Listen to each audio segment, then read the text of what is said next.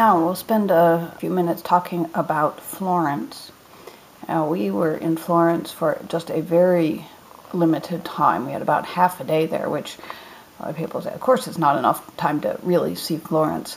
You could spend weeks in Florence visiting all the various art museums and churches and so forth. But, we had as much time as we had, and we made very good use of it. We decided to sign up for a tour, or sort of a semi-tour, from the boat, just so that we would not have to spend time ourselves dealing with transportation. So we got a sort of like a transportation-only tour that took us from the boat directly to dropping us off near the Santa Croce church here, you see on the far right side of this map.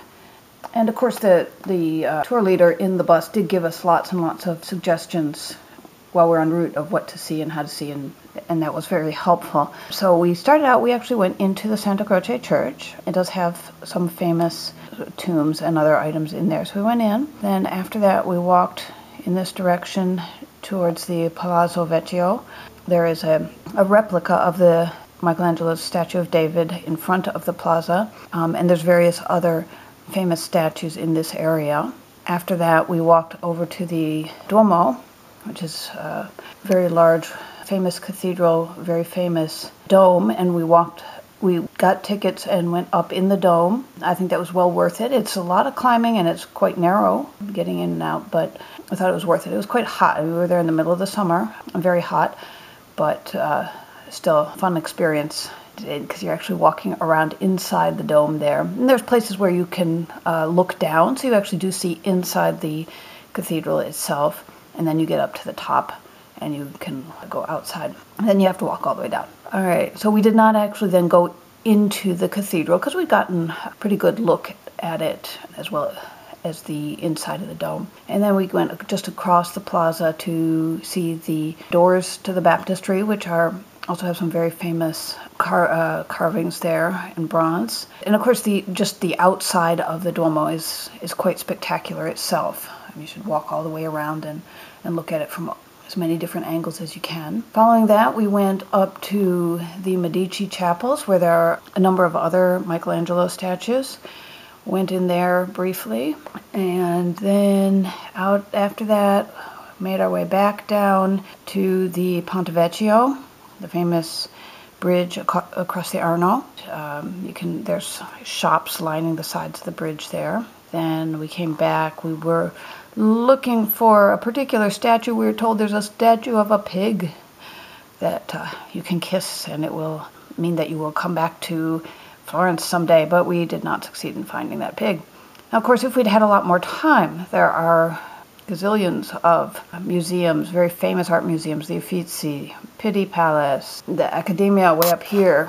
Yeah, you have to reserve that ahead of time, right? Correct, yes. You have to reserve those ahead of time, and we not only did not reserve ahead of time, we were also depends on the day and the time of day, and we had only a single morning, and so it just did not work out. And then we just had to walk back over to the Santa Croce Church and be back there around noon because our bus was getting picked up. So we accomplished quite a lot in about 3 hours in a morning in Florence. I think we felt pretty good about our time there, and then we were going on to Pisa. That's one of the reasons we had such limited time, was because in one day we were trying to fit in both Florence and Pisa.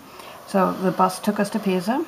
Again, we got a good introduction from our tour guide while in the bus, and then we're not quite sure where the bus parked, but it's parked somewhere, and she walked us over to some area right about here. And then of course there were tons of people all standing everywhere, all taking pictures of the Leaning Tower, and it was worth it. I mean, I am glad we went there, even though there's not a whole lot to see in Pisa besides the Leaning Tower, but it's still pretty cool. Yeah, and also be careful about traffic. Yeah, we found the traffic. The locals didn't watch out too much for the tourists, so oh well.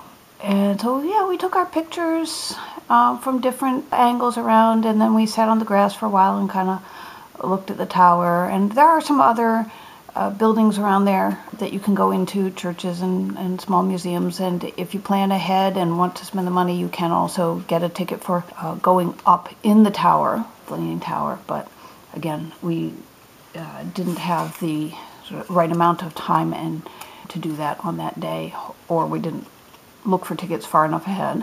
So that's it. Then we went back and met our tour guide again and got in the bus and went back to the boat. Okay, so here we are on top of the dome. There's Mom. This is over the side. We had to climb a ton of stairs to get up here.